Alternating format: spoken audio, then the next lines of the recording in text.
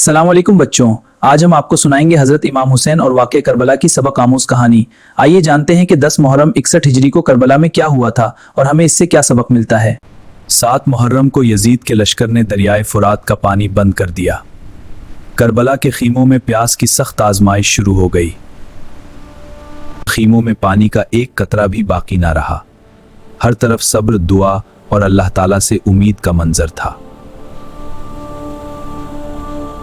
आशूरे की सुबह हक और बातिल के दरमियान फैसला कुन दिन तुलू हुआ। हजरत इमाम हुसैन अपने साथियों के साथ साबित कदम रहे। हजरत ज़ैनब के बहादुर बेटे हजरत औन और हजरत मोहम्मद हक की खातिर मैदान में गए और शहादत का अजीम मकाम पाया। उसके बाद हजरत कासिम ने भी दीन इस्लाम की सरबुलंदी के लिए अपनी जान कुर्बान कर दी। फिर हजरत अली अकबर मैदान में तशरीफ ले गए। आपने बहादुरी और सब्र की ऐसी मिसाल कायम की जो हमेशा याद रखी जाएगी। नन्हे बच्चे पानी की तलब में बेकरार थे। हजरत इमाम हुसैन और अहले बैत सब्र और अल्लाह पर भरोसा किए रहे। खीमों में बच्चों की प्यास बढ़ती जा रही थी। हजरत अब्बास पानी लाने के लिए दरियाए फुरात की तरफ रवाना हुए। हजरत अब्बास ने मुश्क में पानी भर लिया, लेकिन दुश्मन ने उन्हें खीमों तक पानी पहुंचाने का मौका ना दिया। आपने वफादारी और बहादुरी की लाजवाल मिसाल कायम की। एक एक करके वफादार साथी शहादत का अजीम रुतबा हासिल करते गए। हजरत इमाम हुसैन सब्र और इस्तकामत के साथ अल्लाह ताला पर भरोसा रखते रहे।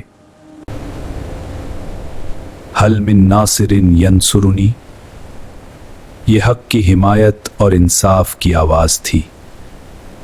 फिर हजरत इमाम हुसैन अपने 6 माह के नन्हे बेटे हजरत अली असगर को गोद में लेकर मैदान में तशरीफ ले गए।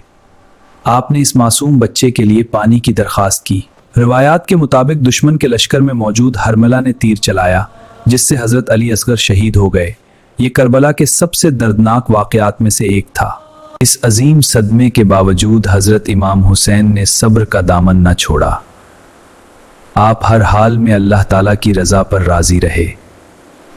हजरत इमाम हुसैन तन्हा रह गए, लेकिन हक और इंसाफ का रास्ता नहीं छोड़ा।